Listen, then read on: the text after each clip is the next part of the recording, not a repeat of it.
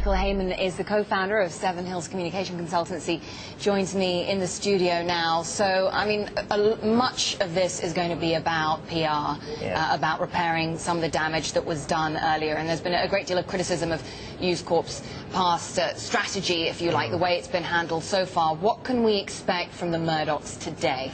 Well, I think they're being well trained to start with. They've flown in a guy called Steve Rubinstein, who, amongst other things, is Robert De Niro's coach. So he helped talk show Dave Letterman as well. Absolutely. So I think there'll be some Hollywood-style training that will go on. And of course, this is a battle for hearts and minds. This is a battle for perception. Rupert Murdoch, by all accounts, is not a great performer. James Murdoch is not used to this sort of scrutiny.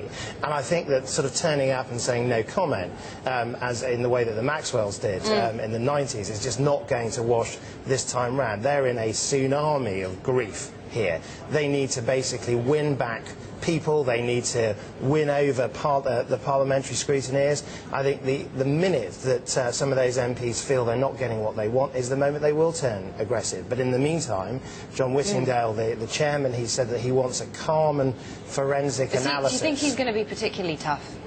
Well, I think this is, to some degree, this is a big moment for the Culture, Media and Sports Select Committee. I mean, it's not usually given this level of prominence in the public eye. This committee, no, absolutely. And I think that, you know, this is their moment to show what they can do and to hold the mighty to account. And I think it doesn't come bigger than a story like this. But the Murdochs have got to get out there and get their message across. I mean, I felt that listening to some of the lawyers this morning saying that we'll actually say no comment, don't say anything that's going to sort of finish up getting you into legal difficulties later on, fails to take into account that there is a major court of public opinion in play at the moment. Yeah, and you mentioned there Stephen Rubinstein had been flown out to train Rupert Murdoch on the hearing that he's about to give. What sort of advice do you think he would have given? Well, I mean, if I was him, I'd be looking at some of the sort of activity last week and saying that was all wrong. I mean, the Wall Street Journal piece sort of saying we've handled this pretty well. I mean, that was just like a red rag to a bull. In this sort of situation, you have to deliver three things: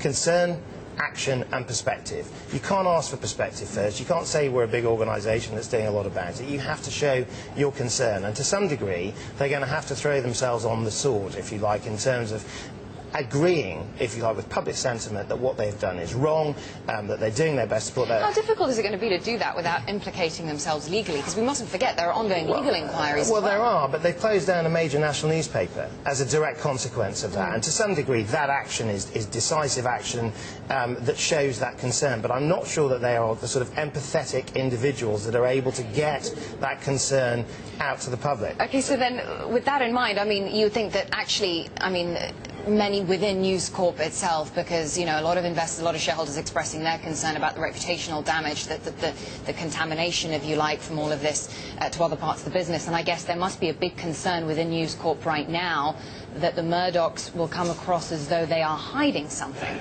Well, they will receive two types of advice. They'll receive the public relations advice, which will be you have to have a degree of empathy and emotional connection with your audience, and the legal advice, which is be very, very careful with what you say. Now, that's going to put a lot of pressure on an 80-year-old man who's sort of probably looking at retirement, and also put a lot of pressure on a younger buck who's just never had that sort of scrutiny in his past before. So I think it's going to be a very difficult performance for them to get the balance just right, because at the moment, this is a firestorm. This is going, you know, we could see both of them go as a consequence of this. So it's important that they come across as being transparent. It's important they come across as being honest. What else do they need to say to present themselves in the best, most flattering light after everything that's happened? Well, I think they have to show that they are concerned about some of the, frankly, horrific allegations that have laid before them in terms of showing that they actually care about those things. They're pretty good on the action. I mean, they're showing a lot of action in terms of what they're doing, in terms of their ads over the weekend, in terms of the closing down of the News of the World. Those sorts of things will follow. But I think if they do one thing, and remember, they only have an hour here. If they do one thing, they've got to get that quotable quote, that soundbite that sort of media outlets around the world are going to use, which shows that they actually care about what has happened and the contribution that they have made in terms of what is a major mess. Okay, well, Michael Hayman, co-founder of PR specialist firm Seven Hills, very good to talk to you, get something of an insight into what might be going on behind the scenes as the Murdochs gear up for that hearing in the House of Parliament today.